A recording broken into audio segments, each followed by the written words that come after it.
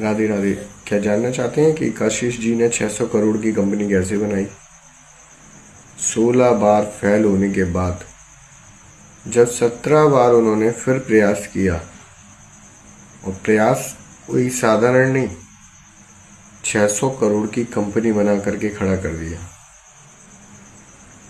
मगर 16 बार जो फेल होने का प्रयास था, उसमें कई वर्षों तक मेहनत और सीखने की लगन थी, मगर फिर भी हार नहीं मानी।